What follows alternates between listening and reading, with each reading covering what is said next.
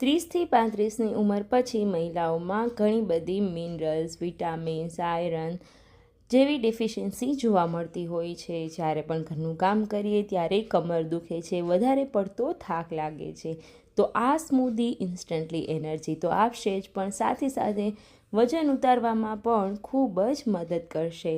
શરીરમાં રહેલી દરેક કમી પૂરી કરશે અને કમી ન હોય તો ભવિષ્યમાં પણ વધારે જેટલું ખેંચાશે તેટલી એજ સુધી નહીં આવે.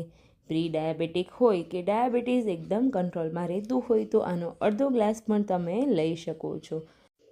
આટલા બધા ફાયદા ધરાવતી સ્મૂધીની રેસિપી શરૂ કરીએ, જેના માટે મેં અહીંયા બધું સરખા પ્રમાણમાં લીધેલું છે. જેમાં કાજુ, બદામ, ખસખસ અને પિસ્તા લઈશું. બધાનું પ્રમાણ 2-2 ચમચી જેટલું રાખેલું છે.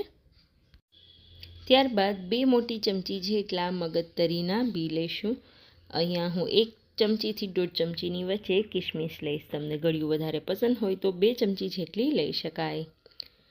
ત્યારબાદ અહીંયા હું 2 મોટા અખરોટ લઈશ, અને આવી રીતના તોડી અને એડ કરી દઈશું. ત્યારબાદ 6 થી 7 પેસી ખજૂરની લઈશું. અહીંયા કાળો પોચો ખજૂર આવે મેં તે લીધેલો છે. તમારી પાસે જે અવેલેબલ હોય તે લઈ શકાય. કડક હશે તો પણ આપણે આ ખજૂરને પલાળવાના હોવાથી આરામથી તે પલળી જશે. ત્યારબાદ 3 થી 4 અંજીર લઈશું અને થોડું એવું હુંફાળું પાણી લઈ આમાં પલાળી દઈશું. જો તમે આ સ્મૂધીનું બધી વસ્તુ રાત્રે પલાળતા હોય અને સવારે સ્મૂધી બનાવવાની હોય તો હુંફાળું પાણી લેવાની બિલકુલ જરૂર નથી.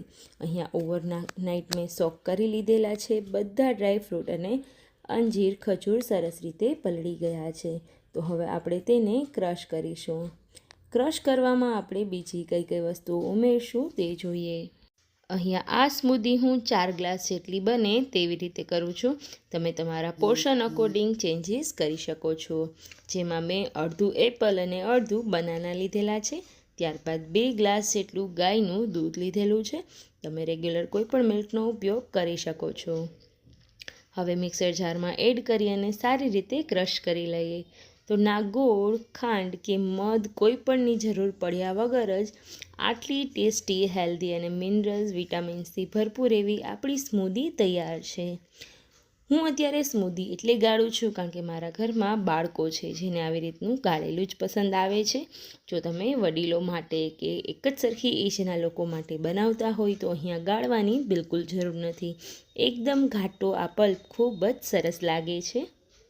તો આટલા બધા હેલ્થ બેનિફિટ ધરાવતી આપણી સ્મૂધી અહીંયા તૈયાર છે. તો ચલો તેને સર્વ કરીએ.